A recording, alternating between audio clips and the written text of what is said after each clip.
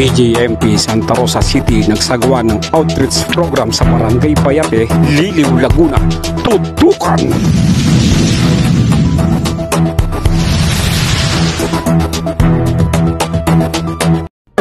Major, kamusta po yun yung outreach program dito sa Barangay Bayate na muling napili ninyo itong aming barangay?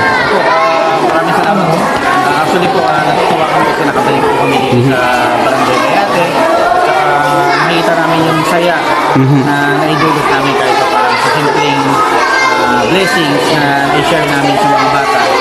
Nakita naman namin na naging masaya po sila. So bukod sa ganitong outreach program nyo sa community, ano pa iba yung programa sa ating sa lahat ng sa mga komunidad pa?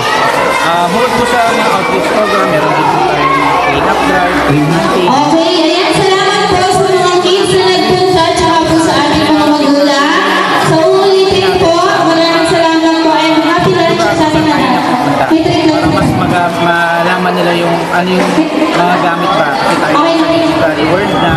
So, yung technology natin advance na. So, kailangan ma-share pa natin sa mga, lalo na ito sa mga kabataan na Major, mensahe kay Mayor Arlene Arcillas ng Santa Rosa City. Mensahe kay Mayor Arcillas. kay Mayor, nako po. Mayor Arlene po, nako, saludo po. The best mayor, napaka-magalumin, napaka-pait, napaka-generous. Wala ko pong masasabi ba.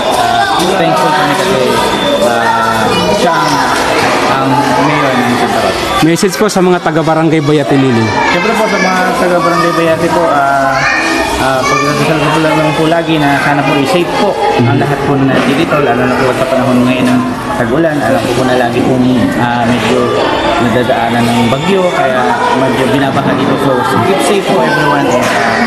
Dito lang po kami kung may mga itutulong po kami pwedeng ibigay. Andito lang po ang BJMP Santa Rosa. May doon. Thank you po.